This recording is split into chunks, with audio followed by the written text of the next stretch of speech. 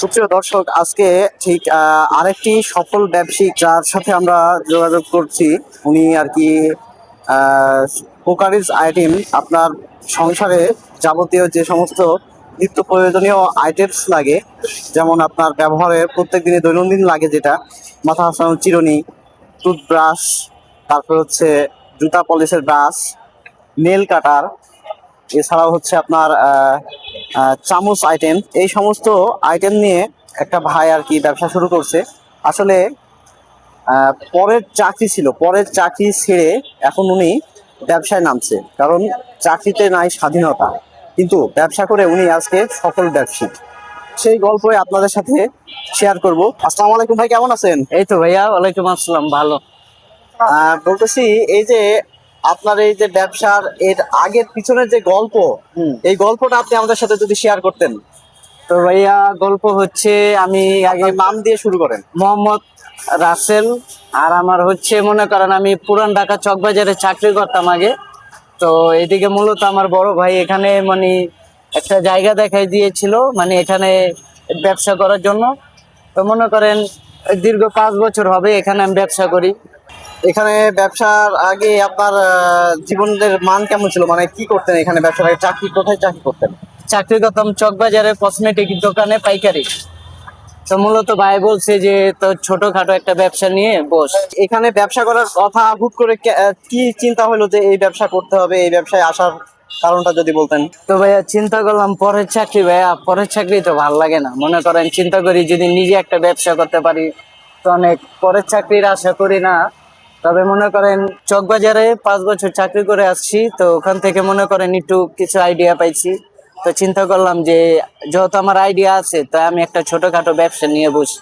তো ওই পরিকল্পনা করে তো ব্যবসা নিয়ে বসলাম। এই ব্যবসার বয়স কত?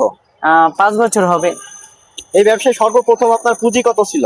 পুঁজি ছিল ভাইয়া 25,000 টাকা। এখন এই ব্যবসা করে আপনার পরিবার কি স্বাচ্ছন্দ্যে চালানো সম্ভব হচ্ছে? জি ভাইয়া, খায়ালে আল্লাহর রহমতে ভালো আছে, আপনাদের দোয়ায় ভাইয়া।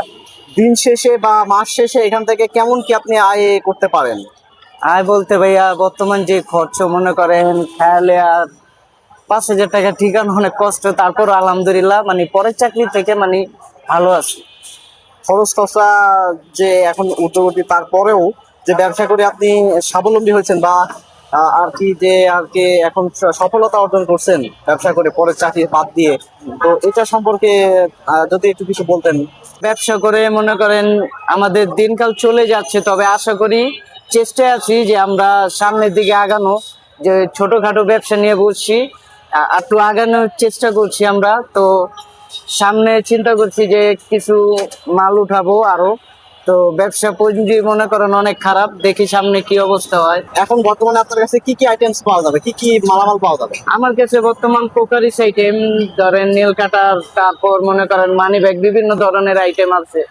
যেমন মনে করেন হেডফোন, ইয়ারফোন, তারপর মোবাইল স্ট্যান্ড, বিভিন্ন আইটেম বেস্ট আছে।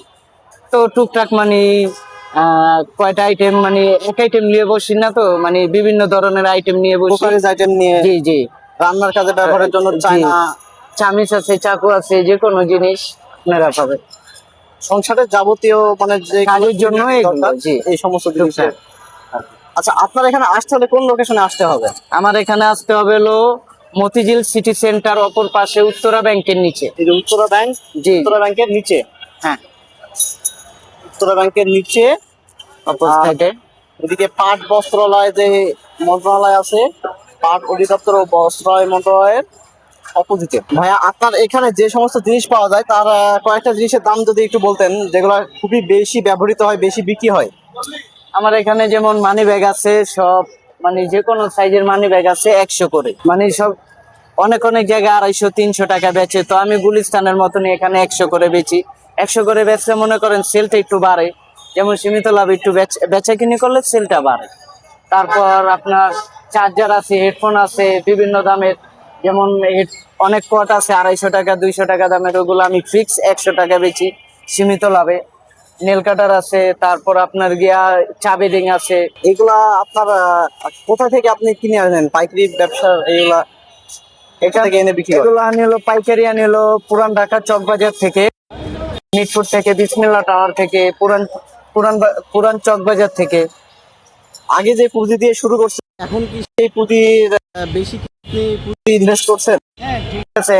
আগে তো 25,000 টাকার নিয়ে নামছি, মাসাল্লাহ দিলা মনে করেন আছে তো 80,000 টাকার মতন মাল পুঞ্জি আছে, তো মনে করেন খায়া দেওয়া চলতে পারি, আল্লাহ রাখছে ভালো। দিন শেষে এখান থেকে কত কি বা মাস শেষে কত টাকা আয় করছেন? এটা হচ্ছে কি ভাইয়া, ঢাকা শহর থাকতে গেলে অনেক খরচ, তো আলহামদুলিল্লাহ খায়া লইয়া ভালো আছে ভাইয়া। মানে আয়ের ইয়াটা কেমন কি? আয়ের মনে করেন এই 15 থেকে 16,000 টাকার মতন আসে।